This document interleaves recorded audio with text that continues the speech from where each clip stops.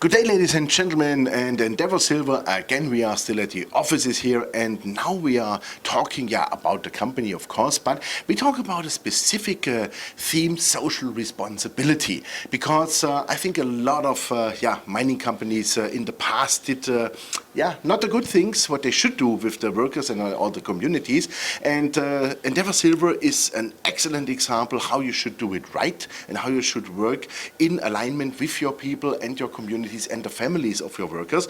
And Bradford Cooke will elaborate a bit about that. Brad, thank you very much. Yeah, my pleasure. Social responsibility. This is something which is very important to you personally, but also for Endeavour Silver. And what I would describe, you have this like an ethic code in your company, right? Very much. So maybe give us some examples. What are you doing for your people?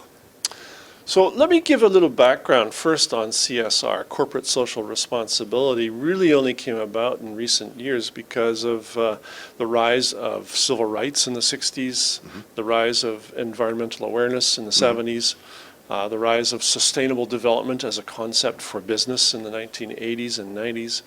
And when I arrived in Mexico in 2003 and when we acquired our first mine in 2004, neither myself nor my colleagues had any experience or even knowledge about this whole concept of sustainable development, CSR. But we did have a pretty good idea of how to build a business in a ethical way.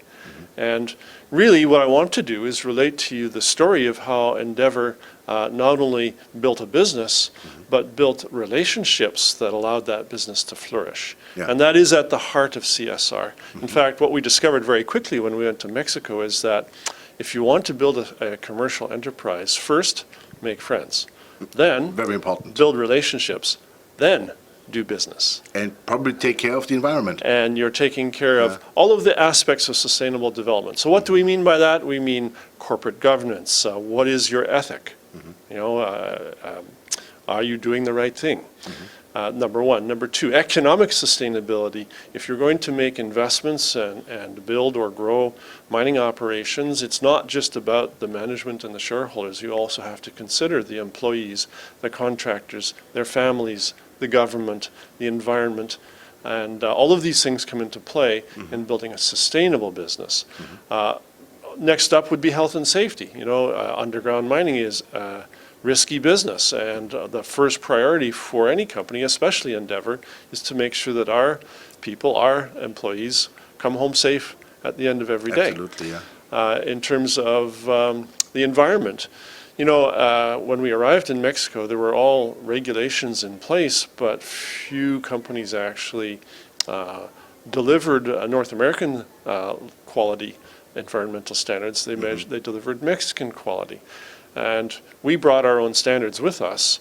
And I'll give examples of what we've done on a proactive basis. Yeah, that would be good, yeah. Education in the local communities, supporting cultural events in the local communities is all about building those partnerships, those relationships, and then allowing them to flourish. So if I were to summarize, and I refer to some paperwork here, we had no formal sustainable development or corporate social responsibility experience when we arrived in Mexico. We were basically two geologists looking to build a business.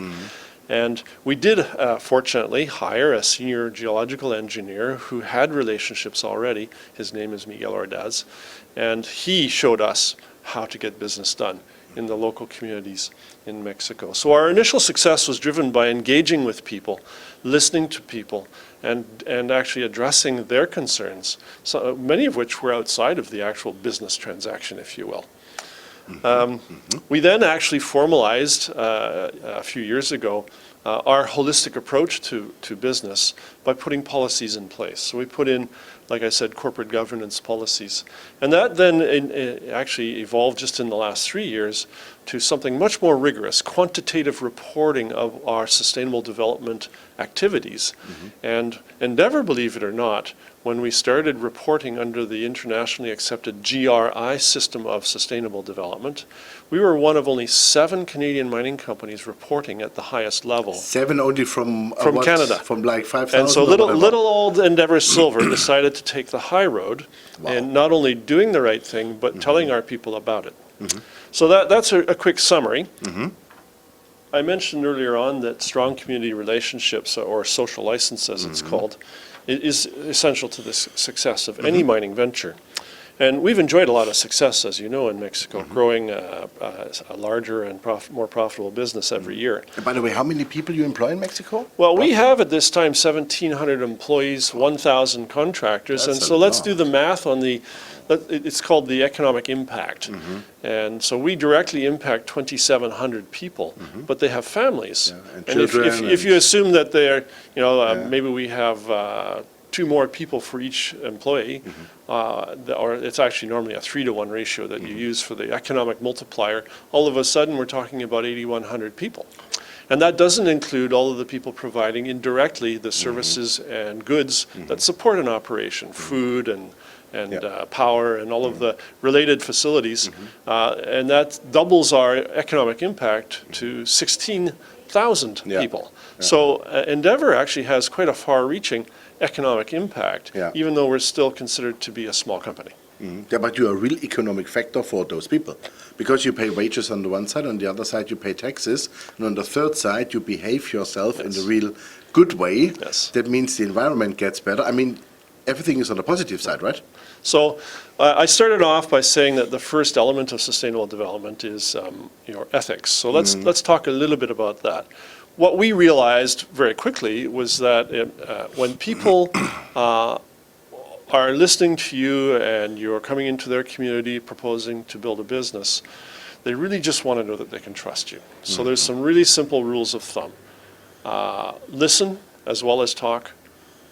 Take care of some of their needs.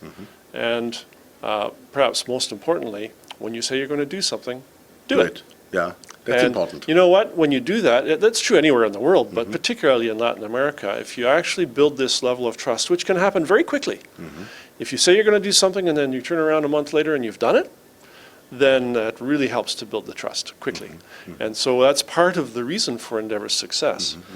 We recognized that those types of decisions are all about who we are. We had to ask ourselves, well, who is Endeavour Silver? What are our values? What do we really want to accomplish here? And our view is that if you build a business, it should have a benefit, obviously, to the shareholders, but it should benefit the employees, but it also should benefit the larger community of stakeholders. And I'll give you some examples of that.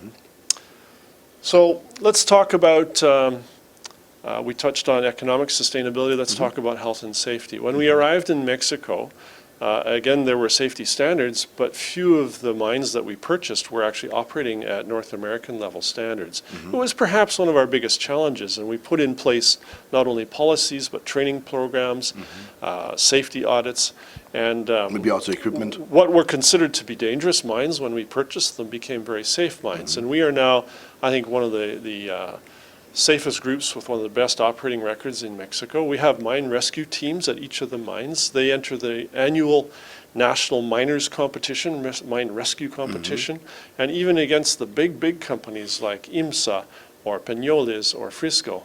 Our guys take home prizes every year, first place, second place, third place. And so we have some very highly trained people in our health and safety department. Environment. One of my favorite subjects, because when you arrived in our first mine at Guanaceví, we recognized that in order to get a long-term land access agreement with the local landowners, we not only needed to pay them a rental over multiple years, but we offered to reclaim all of the disturbances like roads or drill pads. As soon as we finished using them, we would reclaim them and put soil on them and plant trees on them, because Guanaceví is part of a pine tree forest. So we voluntarily did that. It wasn't a requirement of the local people. It wasn't in the environmental regulations. But we, using our standards, decided this was the thing that we should do from the first year. How many trees you have planted And so far? so we are averaging more than 30,000 trees a year. We are, I think, the biggest planter of trees in Mexico. Wow. Because we have been doing this for so long now, it's just automatic that whenever we do surface disturbance at any of these mine sites or exploration sites, every year we also do a massive amount of reclamation, and we get the local people coming out to help us do the planting. We get kids to come out of school.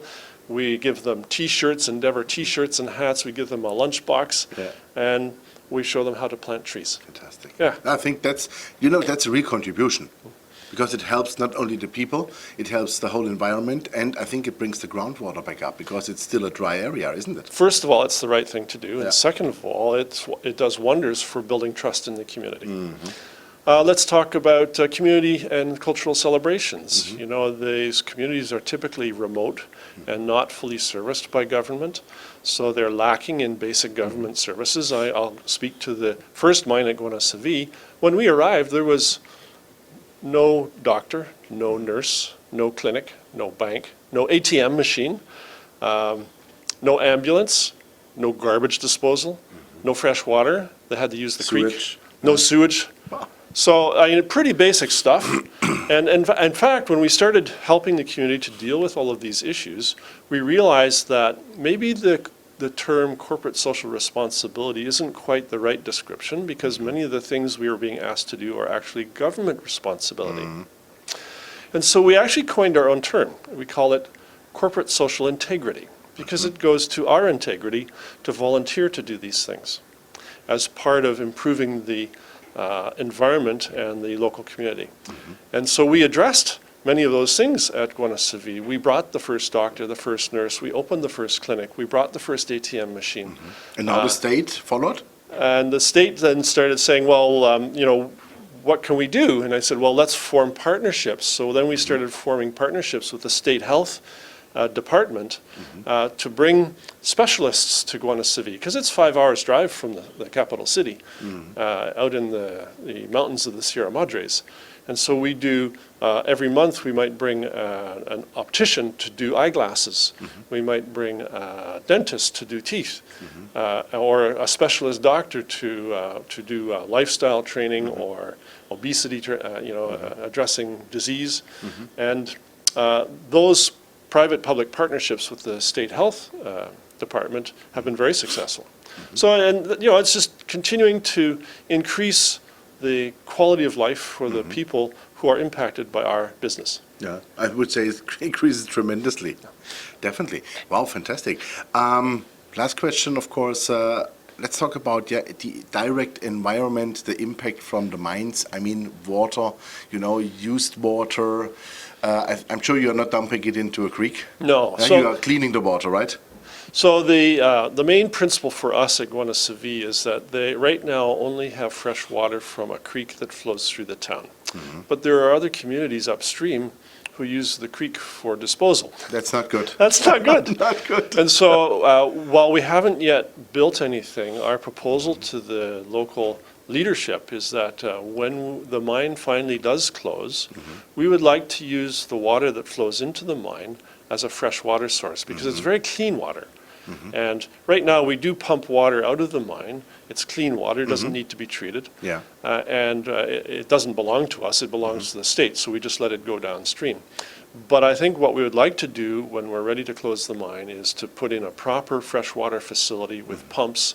There's more than enough water that would be in the mine once we leave it to supply fresh water to the town forever. Fantastic. And wow. that's what we call a legacy project. Yeah. We would also like to consider the other end of the water spectrum, and that is what to do with the sewage. And many of them are just on septic systems right now, or not. And we would like to think about how to put in a proper sewage treatment plant, perhaps, and proper garbage disposal as a legacy, so that when the mine is finally gone in All works. years, then what we left behind is not only a legacy of economic benefit, but a real community benefit.